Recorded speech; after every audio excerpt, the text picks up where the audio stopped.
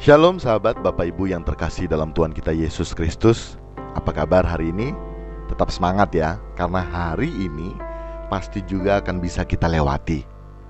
Sahabat Bapak Ibu, tak terasa ya, kita sudah masuk pada hari yang pertama bulan Juni 2022. Dan kita telah melewati bulan-bulan sebelumnya, termasuk bulan Mei 2022. Sahabat Bapak Ibu, bisa dilewati juga bukan? New Chapter Message hari ini berjudul Hidup Kekristenan yang Berprogres.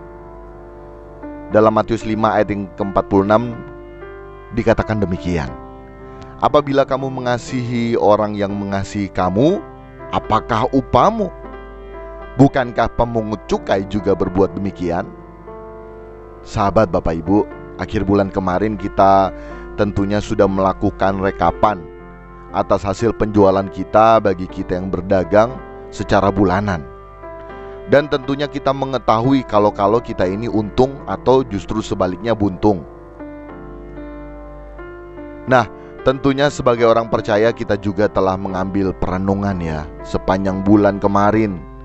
Sudahkah kita memiliki progres menjadi semakin seperti Yesus, atau kita jalan di tempat saja?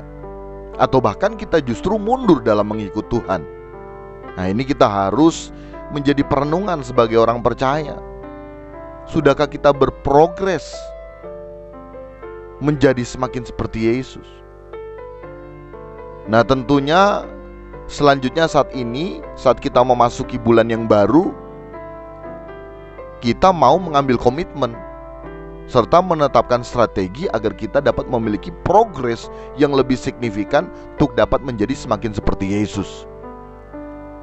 Karena sebagai orang percaya kita harus memiliki hidup yang berprogres untuk dapat semakin serupa dengan gambaran Yesus Kristus.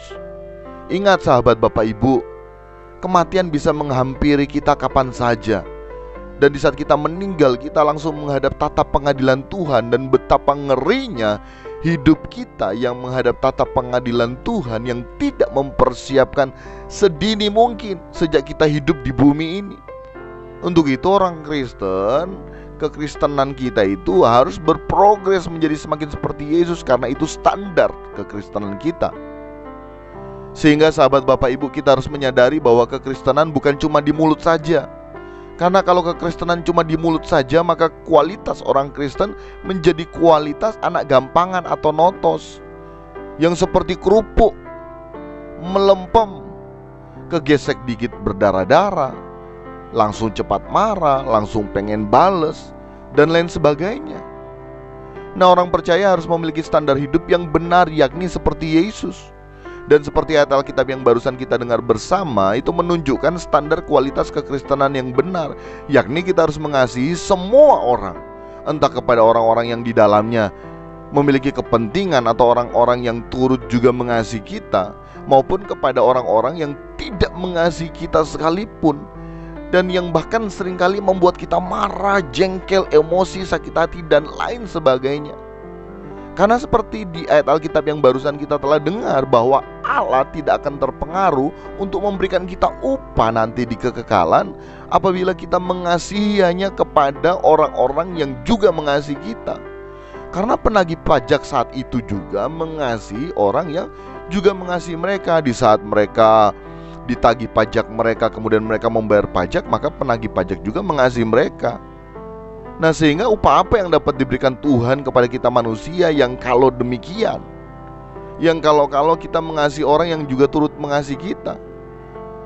Hal tersebut harus kita hindari sebagai orang percaya. Kita harus memiliki kasih yang murni. Kita harus dapat mengikuti keteladanan Yesus, mengasihi orang tanpa pandang siapa orang tersebut. Dengan demikian kita memiliki hidup kekristenan yang berprogres untuk menjadi semakin seperti Yesus. Demikian New Chapter Message hari ini, kiranya memberkati kita sekalian. Salam berkemas pulang, salam serupa dengan Yesus. Tuhan Yesus memberkati.